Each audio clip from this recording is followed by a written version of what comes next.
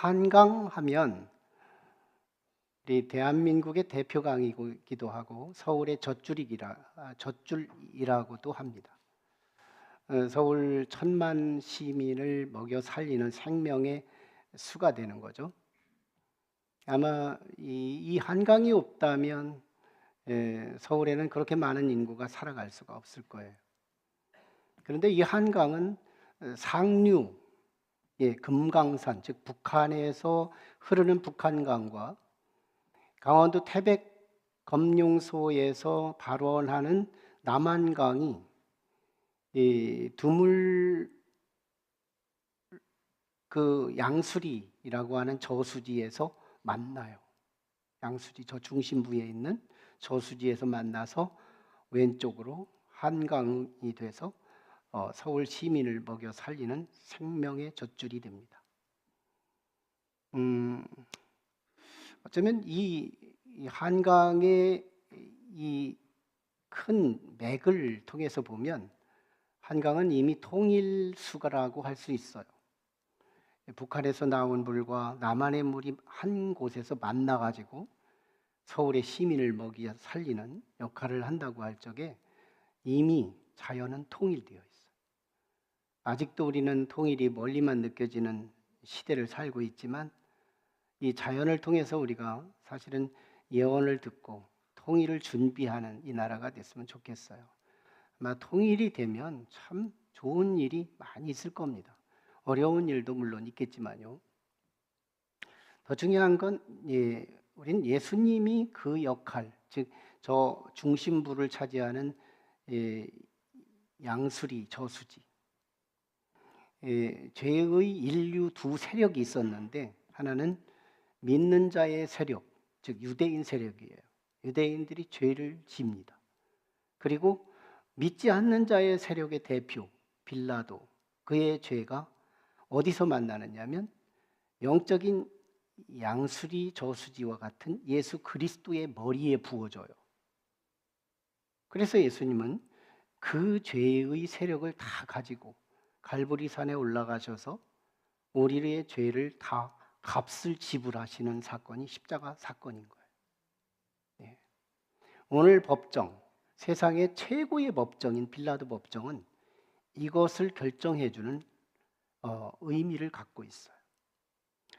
지난 시간에 나눈 말씀의 맥인데요. 지난 시간에는 예수님이 인류의 죄를 온팡 뒤집어 쓰면서 자신을 방어하려고 하지 않습니다. 우리 같으면 바로 방어하려고 하는 본능부터 나오지만 예수님은 그걸 반응하지 않아요. 자신에게 죄를 막 뒤집어 씌우는 이것을 그냥 내버려 두고요. 오직 복음의 사각지대, 땅끝으로 상징되는, 지체가 너무 높아서 누구도 복음을 전할 수 없는 복음의 사각지대, 빌라도. 사람들은 그 권세 앞에 부러워하고 있지만 예수님의 눈에는 적어도 불쌍한 영혼이었어요.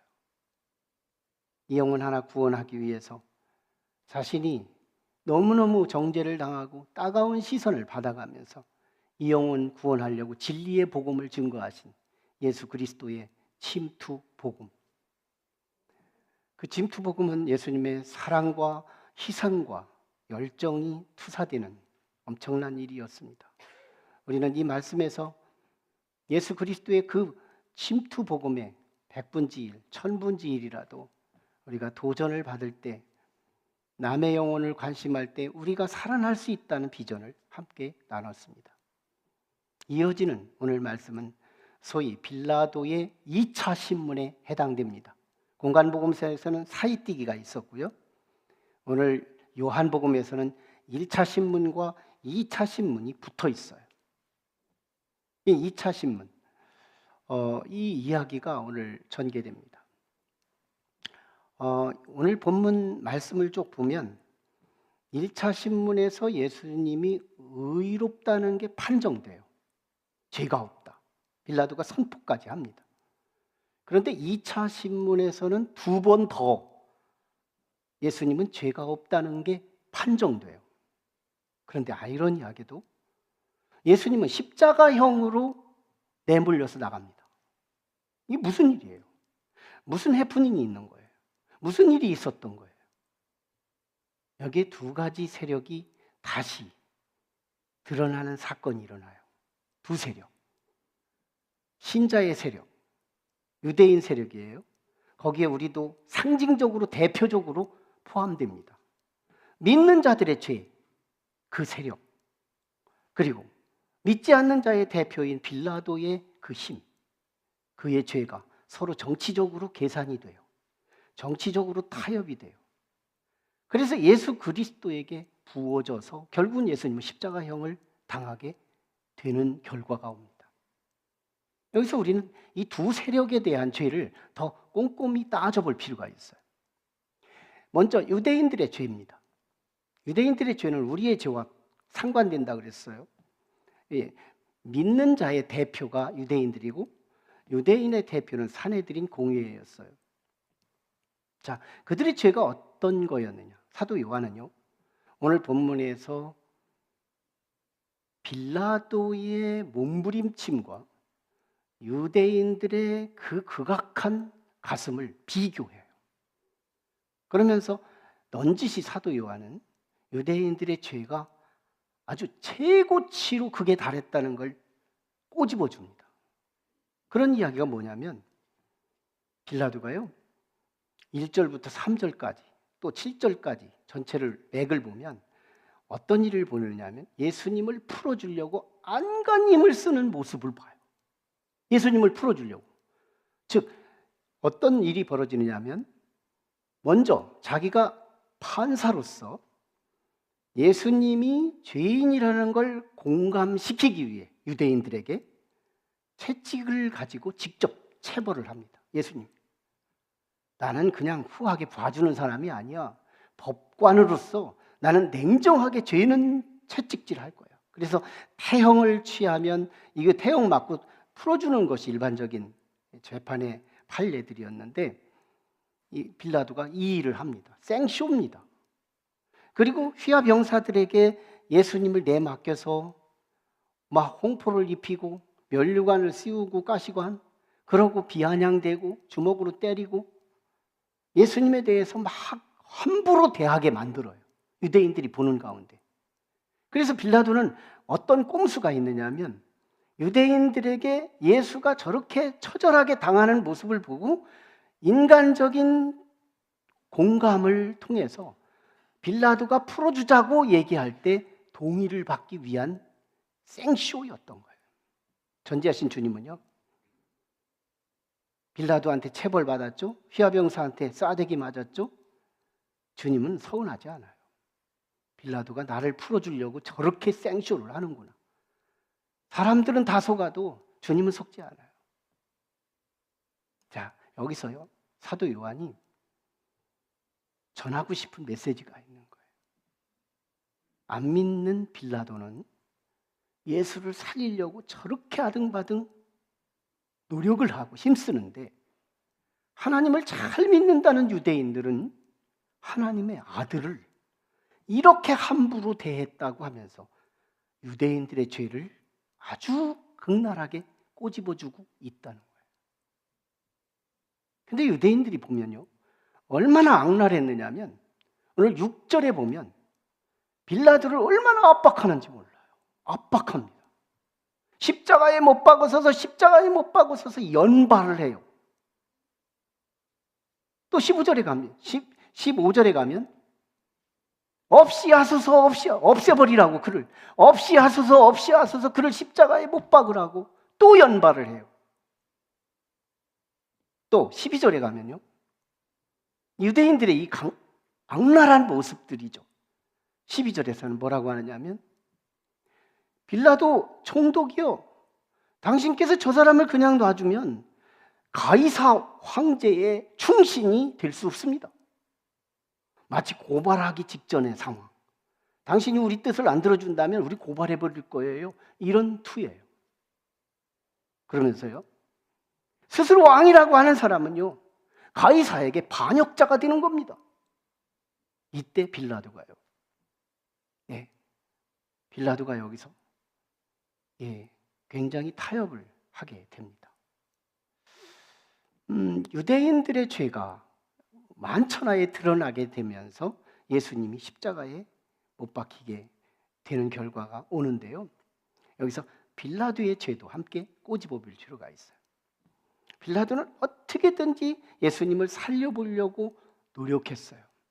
그리고 총 3번씩이나 예수님은 죄가 없다고 선포를 합니다. 그런데 결정적으로요, 정치적인 계산으로 예수님을 유대인들에게 맡겨서 십자가 처형을 당하게 놓아줘요. 이때 빌라도는 인간적으로는 고마운 사람이에요. 그런데요, 결국은 예수님은 유대인들에게 넘어갔을 때 무슨 죄가 되느냐 하면 11절에 기준이 있습니다. 유대인들도 11절이 죄로 낙인되는 결정적인 기준이 되지만 빌라도도 11절 때문에 결정적인 죄인이 됩니다. 빌라도에게요, 예수님이 11절에서 귀띔해주는 말이 있었어요. 유대인들이 나를 너에게 넘긴 것은 큰 죄다고 말했어요. 이게 무슨 말이냐면 죄를 전가하는 사람은 큰 죄다. 자기가 책임져야 되는데 그걸 책임지지 않고 남에게 전가시켜버리는 거예요. 이것은 더 비겁한 일이다.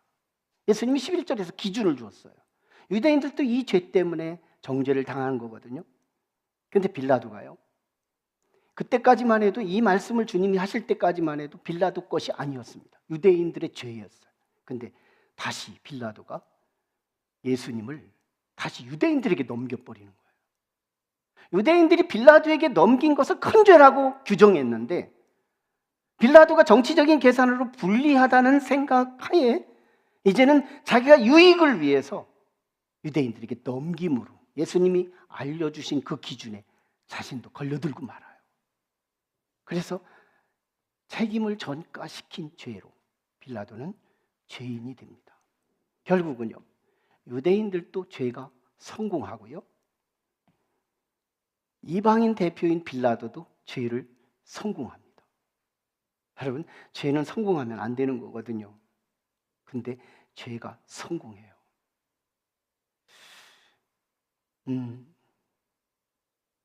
여기서 우리는 이 놀라운 역설을 만나게 됩니다. 죄인이 죄를 짓고 의인이 벌을 받는 논리가 생기는 거예요. 빌라도의 법정에서 죄는 죄인이 짓고 벌은 의인이 받는 이 사건이 벌어집니다. 놀라운 아이러니, 놀라운 역설이에요. 이 역설이 이루어지기 위해서 성경의 2 말씀이 성취됩니다. 빌라도의 법정에서요, 첫째, 로마서 3장 10절에 나오는 것처럼 의인은 없나니 하나도 없다. 빌라도의 법정에서 결정된 거예요. 이방인도 죄인이고 신자들도 죄인이라면 인류는 모두가 다 의인이 없다. 이걸 빌라도의 법정에서 법적으로 판정돼요. 네, 인간은 누구나 죄 때문에 한계에 갇혀 사는 거예요. 빌라도의 법정의 판결, 의인은 없나니 아무도 없다. 2 번째예요. 죄가 있는 곳에 하나님의 은혜가 더욱 넘쳤나니, 죄가 있는 곳에 은혜가 더욱 넘쳤나니, 빌라도의 법정에서요, 이 말씀을 성취시키고 있다는 거예요. 여러분, 하나님을 잘 이렇게 관찰하고 이렇게 주목해 보면 하나님은 믿는 자와 믿지 않는 자를 보호하시고 지켜주시고 함께 해주시는 걸 누누이 봐요. 성경에서도 보이고요, 일상에서도 보입니다. 아, 오늘 하나님이 나를 보호해 주셨구나, 하나님이 나를 지켜주셨구나, 이걸 많이 느끼게 합니다. 근데 한 가지 특징이 있어요. 인간이 죄를 짓고자 하면 하나님은 막지 않으십니다. 참 신기하죠? 인간이 죄를 지으려고 생각이 들어왔고 이 생각을 현실화시키고 그리고 그 죄가 완료되는 때까지 하나님은 내버려 두십니다. 놀라운 섭리인데요. 아담의 죄를 막지 않으셨어요. 가인이 살해하는 인류 최초의 살인죄를 막지 않으십니다. 야곱이 죄를 짓고 계획하고 실행하는 일에 막지 않으세요. 다윗의 죄를 막지 않으십니다. 죄를 지으려고 하는 사람의 그 길을 막지 않으신다는 거예요. 막히면 얼마나 좋을까만. 근데 주님은 내버려 두십니다. 이스라엘 민족이 바벨론 포로로 끌려가기까지 그들의 죄가 완성되는 그때까지 하나님은 내버려 두십니다. 예수님을 팔아먹기 위해서 빌라도가 가슴에서 고민할 때부터 실제로 팔아넘길 때까지 하나님은 내버려 두십니다. 우리가 죄를, 기도하기를 쉬는 죄를 범하더라도 하나님은 내버려 두십니다. 주의를 성수하지 않으려고 계획을 해도 하나님은 내버려 두십니다. 참 놀라운 하나님의 발견입니다. 하나님은 우리가 죄를 지으려고 마음먹을 때 그걸 내버려 두신다는 거예요. 왜 그럴까요? 하나님의 말씀의 성취 때문에요. 죄가 있는 곳에 은혜가 더욱 넘쳤나니 난 하나님의 자신감이라고 믿습니다. 대신요. 그럼 이렇게 우리가 이견을 제시할 수 있어요. 죄가 있는 곳에 은혜가 크다면 계속 죄를 지면 되지 않을까요? 우리는 이걸 몰라요. 죄에 대해서 하나님은 용광로 속에 집어넣습니다. 그 죄의 분량만큼 이 땅에서 많은 시련을 같이 허락해줘요. 죄를 지은 만큼의 그 분량의 시련을 그 사람에게 집어넣는 거예요. 요나에게 물고기 뱃속으로 들어가게 하고, 다윗에게 10년 동안 쫓김을 당하는 삶을 살게 하고요. 그 시련, 이 시련을 계산하지 못하면 죄가 있는 곳에 은혜가 더 크다면 우리는 계속 죄를 짓고 자유롭게 살까? 하지만 하나님의 뒤에 섭리, 하나님의 자신감, 그 용광로 속에 집어넣고요. 우리를 뭘 만드느냐? 겸손한 그릇을 만듭니다. 그리고 거기다 믿음을 담아요. 그래서 더 위대한 인재로 우리를 더 크게 해주신다는 거예요. 이게 야곱이에요. 이게 다윗이에요. 이게 놀라우신 구속사에 나타난 하나님의 개입입니다. 그래서 죄가 있는 곳에 은혜가 더욱 넘쳤나니. 빌라도의 법정 보세요. 히브리 백성들의 죄, 이방인의 죄, 득실거려요. 인류의 죄가 상징적으로 모아진 곳이 빌라도의 법정이에요. 예수님은 분명 의인이었습니다. 죄 하나도 없는 분이었어요. 그런데 그 모든 인류의 허물과 죄악들을 다 예수 그리스도에게 덮어 씌워놓고 예수님은요, 그 죄를 짊어지고 십자가에 가셔서 말없이 의인의 길을 걸어가시는 거예요. 괘씸은 하지만 너희가 내게 죄가 붙어져야 너희는 사는 거야. 그리고 나는 사명을 감당하는 거야. 주님은 묵묵히 죄를 쓰시고 십자가의 길을 가시는 거예요. 여기서요, 예수 그리스도와 우리의 죄는 법적으로 상관됩니다. 코럴레이션, 상관돼요. 법적으로 상관된다. 법정에서 결정된 거예요. 예수님하고 우리의 죄는 법적으로 상관되게 돼 있어요.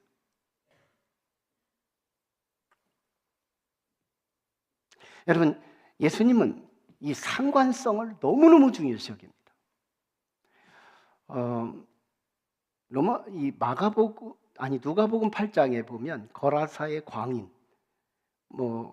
군대 귀신이 들어가서 공동묘지를 막 자기 생활처럼 살아가는 그 인생의 질서를 잃어버린 한 사나이에게 주님이 접근해요. 그때 귀신 들린 사람이 예수님에게 이렇게 저항합니다.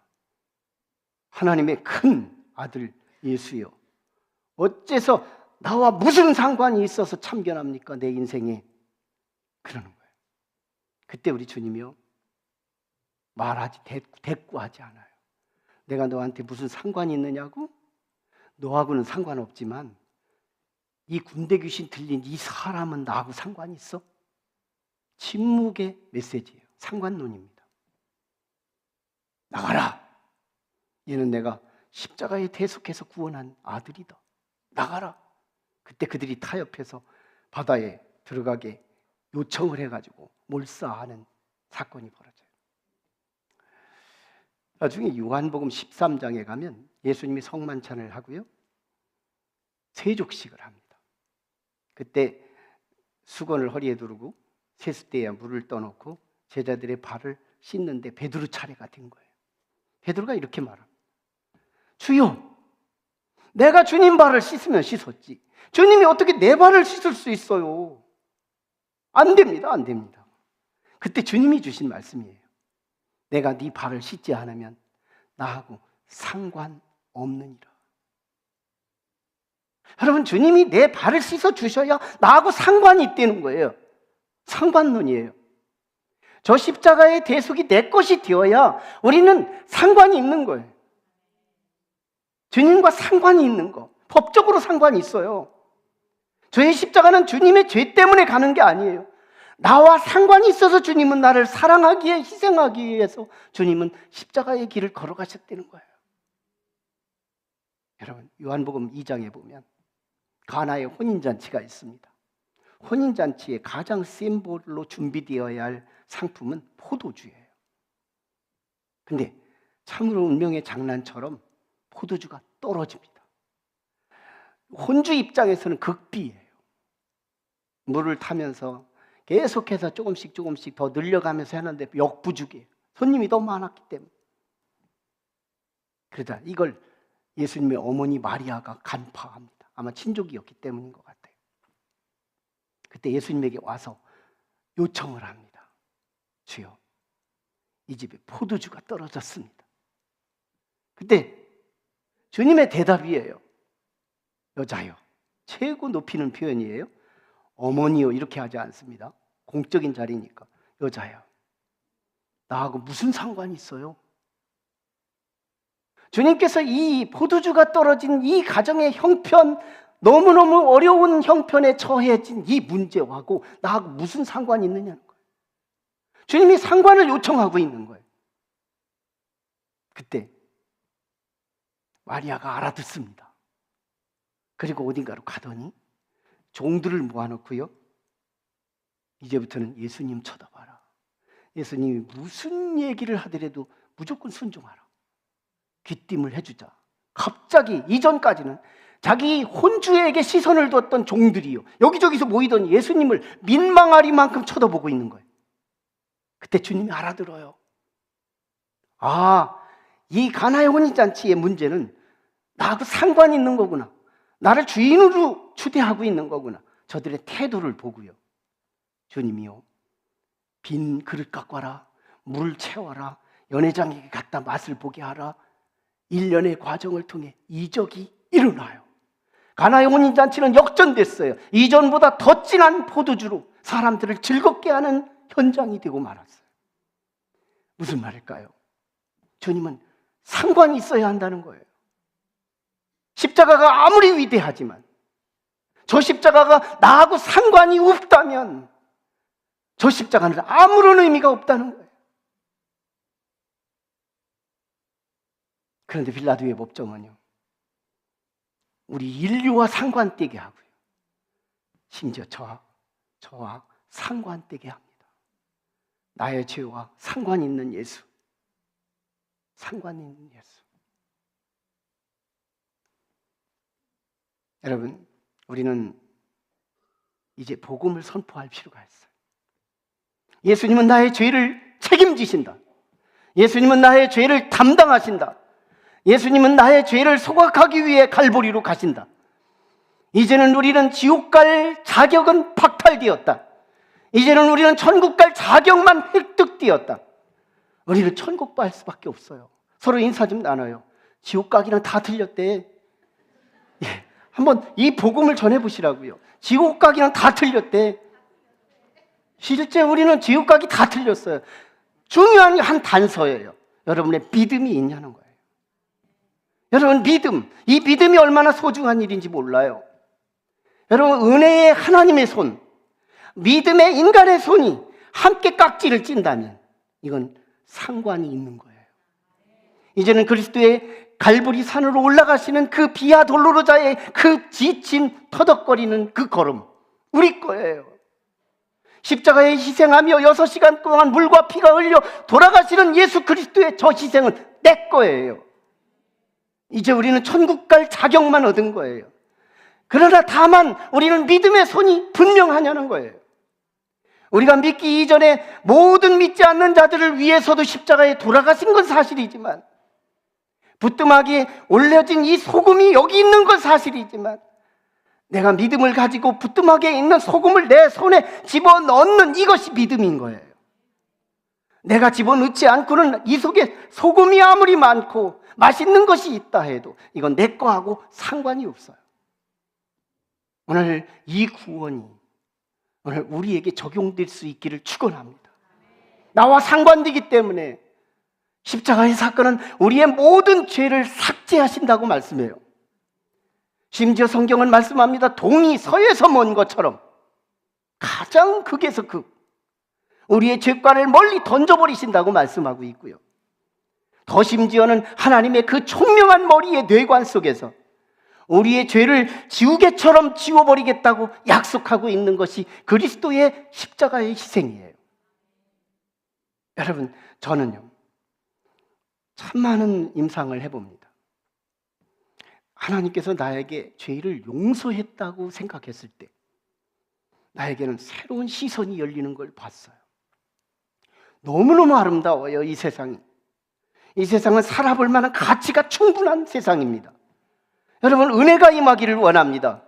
그 은혜의 첫걸음이 뭐냐면 용서예요. 용서. 영국에는 그 유명한 웰링턴 제독이 있었어요. 그 휘하의 병사 중에서 아주 골칫덩어리가 하나 있었습니다. 툭하면 탈영하고요, 툭하면 도둑질하고요, 툭하면 사건 폭력을 행하고요. 웰링턴 제독이요, 이 병사 하나를 사람 되게 하려고 권면도 하고 가르치기도 하고 체벌도 하고 백방으로 모든 일들을 다해서 이 병사 하나를 사람 되려고 노력을 합니다.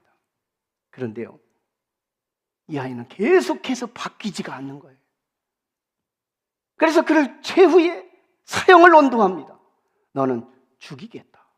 내가 기다려보기도 했고 감옥에 가둬보기도 했고 가르쳐보기도 했고 을러보기도 했고 위로도 해봤고 모든 거 다 해봤지만 너는 가능성이 불가하다. 그러므로 너는 죽이기로 작정했다.